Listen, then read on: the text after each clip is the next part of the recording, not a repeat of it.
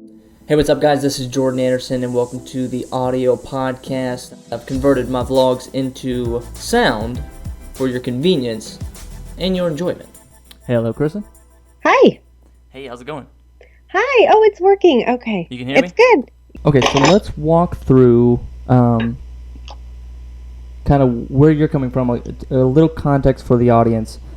Kristen came on my YouTube channel and left a few comments, and they were awesome, and they were really in-depth, and I just kind of wanted to give the entire audience out there just some a really deep dive into this one question, because I think a lot of people can get something out of this. So, Kristen, kind of bring me up to speed on where you are with your business idea and kind of where you started and all that.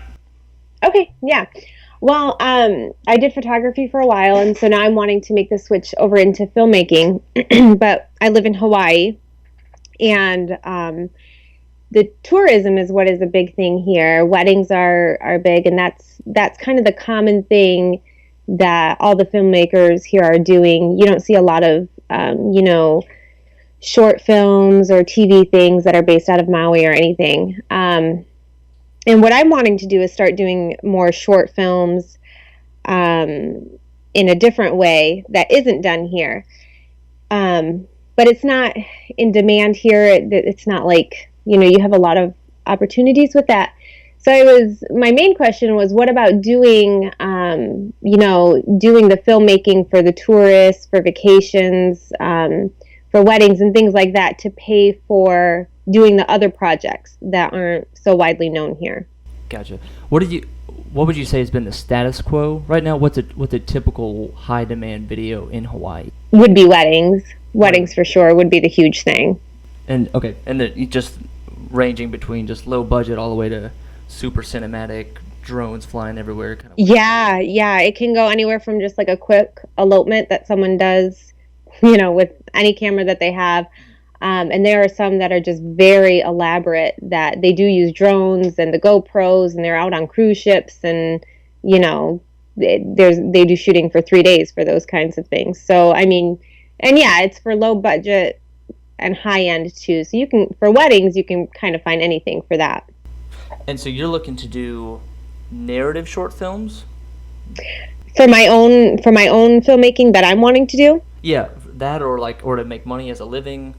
Yeah, I'm hoping that that's where it leads. Initially, to start out, I feel that there's a lot of actors and actresses here. There's a lot of people who want to be a part of something like that. Nobody knows really where to start because it is an island. I think a lot of people have that idea you have to move to California or, somewhere else to be able to be a part of something. And so my idea was to bring an actual company here, or start one. I'm one girl with one camera, but I find that a lot of people are really interested in that, to actually just do the acting. So my hope was to start just making really short films, or maybe a small TV web series to get people on the screen, or at least on the internet a little bit, and start having something grow out of Maui. On Oahu, it's a little bit bigger, where they shoot Hawaii 5.0, but it's a lot cheaper for people to shoot there than it is on Maui. So on Maui, there's just not, if you want to do any acting or anything like that, that's just not really much of an opportunity here. And is there a young and upcoming filmmaking, how should I say it? Just kind of like, are there young filmmakers there that are looking to step into more of filmmaking in Hawaii, or is it? That's kind of hard to find, that kind of community here. While I think it's just an amazing community when it comes to those kinds of businesses, I feel like it's so competitive, and a lot of people do tend to more keep to themselves, when it comes to things like that. I've put, my information out there, and I'm not really finding a lot of people who are interested in that kind of thing on the filmmaking side. And I think mainly it's because weddings is where it's at, and I think a lot of people are really content with just sticking with what they know will pay the bills. Yeah, they're either content or they're kind of scared to do, to kind of split the fence a little bit. Just be the way. It's almost, I guess it's like, well, you did photography, so that it's like, about the whole stay in one genre, make the most money versus being a jack of all trades. Yeah. And so for me, weddings has, I shot a few when I did photography, and it's not my thing. And so that's not really something I'm hoping to go back to. I guess my main thing was tourists. What I have found for people who are visiting here are more than happy to shell out to get their time captured here, because for a lot of people, this is a once in a lifetime thing, or, they have all their family together. And people are happy to do that. My end goal is not to do that. That's not really what I want to do. I do feel like it's kind of a common thing here. But I'm wondering if it would be a smart move, or if it would be more of a setback to go ahead and start launching, a filmmaking career doing that to pay, and to cover and get you some exposure and kind of get yourself out there for things, or if it's smarter to just wait and just do what, you're wanting to be known for. I think it's a great idea to start with that. I think if there's a market for it and there's a way to make money, and then to use that money to reinvest in yourself and then put it towards your next film or put it towards your next short film, I think that would probably be the most helpful in your path. You could almost just market it like you're doing like travel vlogs without you having to vlog. You the customer, the client, can enjoy your vacation, and you can have me, Kristen, walk around and follow you travel vlog style. And there's definitely a way to market that. I can, you just say like, I'll make you a 3 to 5 minute video, or this video will be, I'll follow you for this many days and it costs this much per day. And I think in terms of the filmmaking and actually doing narrative films, it's when you're starting out, it's a lot of just doing it on your own.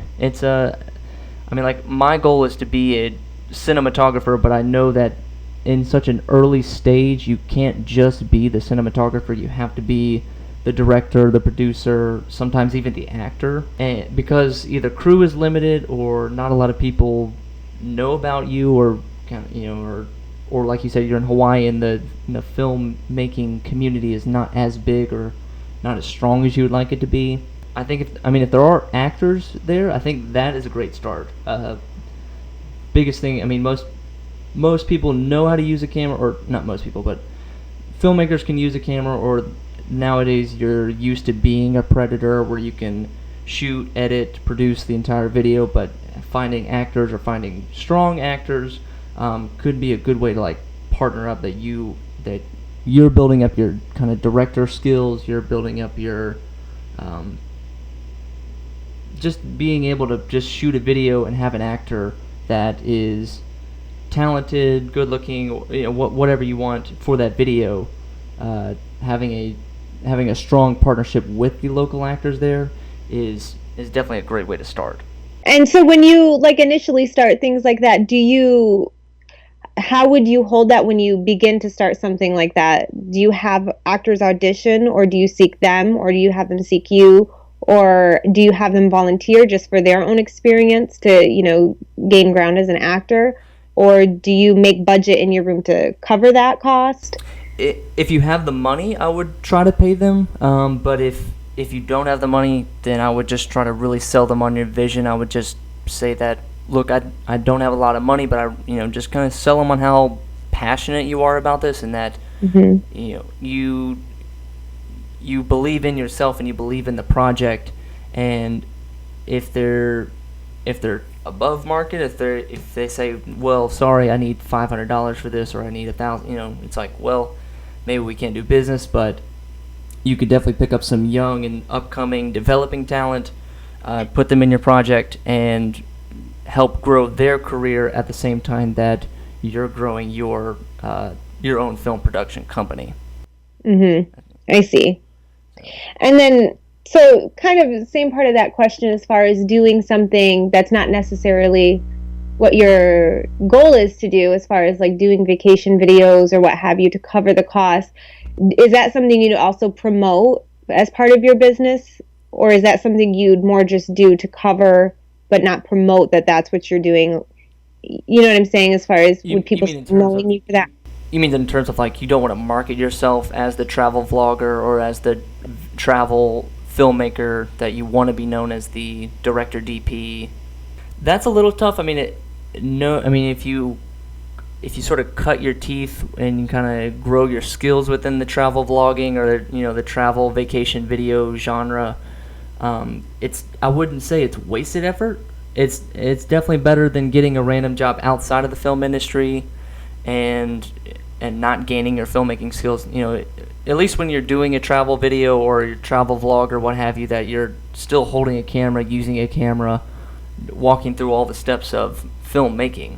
Mm-hmm. I mean, you could. There's a lot of ways to sort of separate that. I mean, you could, if it's just through social media, that you could maybe, for the travel vlog or for the travel vacation company, that you name it a separate entity from you. You name it, make it seem like it's an actual company, and then keep yourself, Kristen, on the side as the filmmaker, director, DP.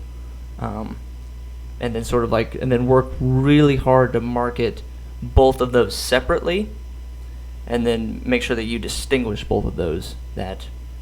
Because the travel vacation production company could expand, and you could add more people, or you could bring on a second shooter, and that the clientele and the people working for you feel like it's its own separate company, and then you, Kristen, are working on the side with your own filmmaking projects, and then you can even bring in that second shooter, or let your clientele know about sort of your personal brand, your personal filmmaking skills and projects. Yeah, I think I just go on practicality, that it's paying the bills or funding a film. I mean, however you can fund a film, however you can get enough money to make the film and go through it from pre-production to post-production. I think whatever you can do to make it work, I would try to make it work. Mm-hmm. And then, what would you suggest would be the best way to get that out there? Like, as far as, when you do vacation tourists, that's personal, that's, more for that family. And while I feel like you could share those things on your website, I mean, most people aren't really interested in seeing a whole family in their whole day. When you're doing that entertainment side of things, like your own production, the movies that you have in mind, what would you recommend for getting them out there? Like, if you're on a more secluded area? I would start with Instagram. I would start with Facebook videos.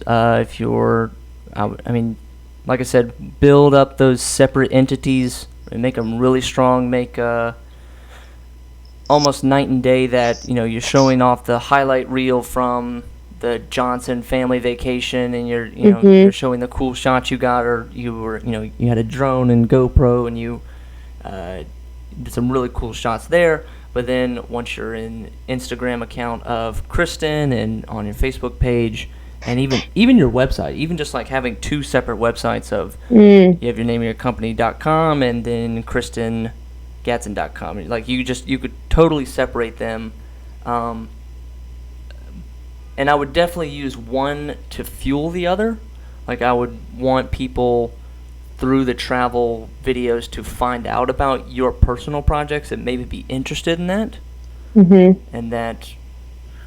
But to go about telling people about your filmmaking projects, and I think that's just. It's going to be Instagram. It's going to be Facebook. If you could probably even do a Kickstarter project. I've done Kickstarter for films, and that's a great way to get a film off the ground. Indiegogo. And are you ever trying to sell your films that you shoot? No, not right now. Not right now. Okay. I don't really see that happening. I think it's more just to get local people doing what they love to do was a big part of this, and offering something a little bit different than what everybody else is doing. So yeah, that was a big hope, and just to have some local entertainment, something that's locally fueled and produced. If you really want a local feel to it, I would really start reaching out to small local shop owners, see if you can get, because a film is not just the money that you have behind it, it's also the location and the catering and the sets and equipment rentals and people that and extras that if you were to really jive with the local companies, the local t-shirt companies, local, you need a cool warehouse to shoot your action film, you happen to know the welding company there, and you did something really nice for them, or you were like how can you give value to the local companies and become their best friends, so that the time that it comes that you need to make the big ask that, hey, Johnny's Pizzeria, like, remember that video I did for you guys? I'm shooting a film and I need you guys to, would you guys be up for giving us 20 pizzas for our film shoot? Or finding like cool locations, and then like just how do you build that community list that you do sort of the Godfather method, where you may not ever ask them for a favor, but that day may come where you need a favor from them. And when you're making a film, having favors and like just it can just come out of nowhere. It can almost save your film. And it could save your film a lot of money if you were able to use these sort of free resources based off of the relationships you build. Hey, what's up, guys? Thanks so much for listening, and be sure to subscribe so you can catch the next episode when it comes out. And if you haven't already, head over to YouTube and check these vlogs out for yourself. Thanks.